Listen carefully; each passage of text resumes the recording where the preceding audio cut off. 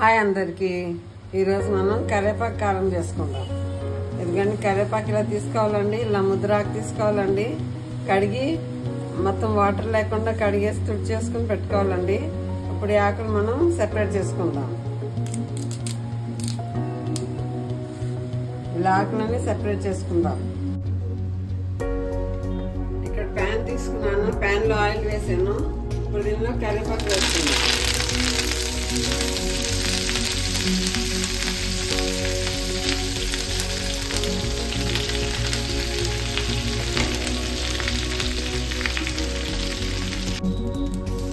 ఎందుకంటే ఇట్లా ఫ్రై చేసుకోవాలండి. కొంచెం కలర్ మారి మరీ ఎక్కువ మాడద్దండి, కలర్ చేంజ్ అవ్వద్దు. లైట్ గా కలర్ చేంజ్ అయితే చాలు. ఇలా కలర్ చేంజ్ అయ్యే వరకు ఫ్రై చేసుకోవాలి. కొంచెం సౌండ్ వస్తుంది చూడండి, కరకరమని ఇలా ఇలా కొంచెం సౌండ్ వస్తుంది కదా, ఇదిగండి ఇలా ఫ్రై చేసుకోవాలి. ఇదిగండి ఇంతవరకు ఫ్రై చేసుకోవాలండి. ఇప్పుడు ఇది వేరే ప్లేట్ లో తీసుకుంటాను. నేను 2 బ్యాచెస్ లో ఫ్రై చేసుకుంటున్నానండి. కరివేపాకు ఒక బ్యాచ్ లో సరిపోలేదు కడాయి. ఇప్పుడు ఇది వేరే ప్లేట్ లో తీసుకుంటున్నాను. ఎందుకంటే ఇలా ఫ్రై చేసుకోవాలండి. ఇలా గల్ గల్ సౌండ్ వచ్చేలాగా ఫ్రై చేసుకోవాలి. ఇప్పుడు ఇది పక్కన పెట్టుకుందాం. ఇప్పుడు అదే ప్యాన్ లో ఆయిల్ వేసానండి. సేమ్ ప్యాన్ లో ఆయిల్ వేసాను.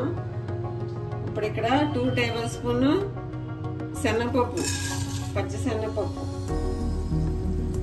ఫ్రై చేసుకోవాలి. స్టవ్ లో ఫ్లేమ్ లో పెట్టి ఫ్రై చేసుకోవాలండి. కలర్ చేంజ్ అయ్యే వరకు ఫ్రై చేసుకోవాలి. మొత్తం వేగాలి, మంచిగా వేగాలి. మాడకుండా ఫ్రై చేసుకోవాలండి. లో ఫ్లేమ్ లో పెట్టుకుని ఫ్రై చేసుకోవాలి. కొంచెం వేగిందండి. ఇప్పుడు దీనిలో మినపప్పు వేస్తున్నాను. మినపప్పు 3 టేబుల్ స్పూన్ అండి. ఇప్పుడు దీనిలోనే ఒక 1/2 టీ స్పూన్ జీలకర్ర వేస్తున్నానండి. 3 టేబుల్ స్పూన్ ధనియాలు మొత్తం మంచిగా ఫ్రై చేసుకోవాలి. స్టవ్ మట్టికి లో ఫ్లేమ్ నుండి పెట్టుకుని ఫ్రై చేసుకోవాలండి. మంచిగా వేగాలి. మొత్తం పప్పులన్నీ మంచిగా వేగాలి. మంచిగా వేగితేనే మన పొడి స్మెల్ ఫ్లేవర్ బాగా వస్తుంది. ఇప్పుడు దీనిలోనే 1 కప్ అంత ఎండుమిర్చి తుంచి వేసుకున్నాను. గింజలు కూడా వేగాలి కదా అని తుంచి వేసాను. ఇప్పుడు మొత్తం వేయించుకోవాలి.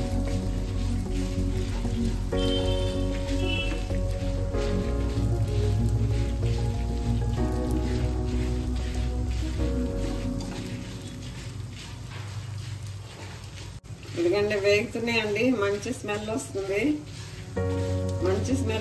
మంచిగా వేగాలండి. మంచి స్మెల్ వచ్చే వరకు ఫ్రై చేసుకోవాలి. ఇప్పుడు నా వంటలు మీకు ఎలా ఉంటున్నాయో, నచ్చుతున్నాయో లేదో కమెంట్ చేయండి. నచ్చితే లైక్ చేయండి, షేర్ చేయండి, కమెంట్ చేయండి. నా వీడియోస్లో నువ్వుల కారం కూడా ఉంది, అది కూడా లింక్ పెడతాను. ఇంకా మీరు ఏ వెరైటీ చూడాలనుకుంటున్నారో కమెంట్ చేయండి. ఆ వెరైటీ చేసి చూపిస్తాను మీకు. కానీ ఫ్రై అయిందండి. స్టవ్ ఆఫ్ చేశాను. దీనిలో చింతపండు, ఒక చిన్న నిమ్మకాయ సైజ్ అంత చింతపండు అండి, ఉసిరికాయ సైజ్ అంత చింతపండు, అది ఇంకా సాల్ట్ వేసి గ్రైండ్ చేసుకోవాలండి. సాల్ట్ వేస్తున్నాను. చల్లగా అయినాక గ్రైండ్ చేయాలి. గ్రైండ్ చేసేటప్పుడు ఫస్ట్ మనం ఇవి గ్రైండ్ చేసినాక తర్వాత కరివేపాకు వేసుకుని గ్రైండ్ చేసుకోవాలి. చల్లగా అయిందండి. ఇప్పుడు ఇవి వేయించుకున్నాయని చల్లగా అయిపోయినాయి. ఇప్పుడు మనం మిక్సీ జార్లో వేసుకుని గ్రైండ్ చేసుకోవాలి.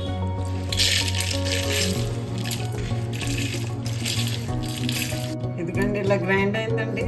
ఇప్పుడు మనం ఈ కర్రీ లీవ్స్ వేసి గ్రైండ్ చేసుకోవాలి.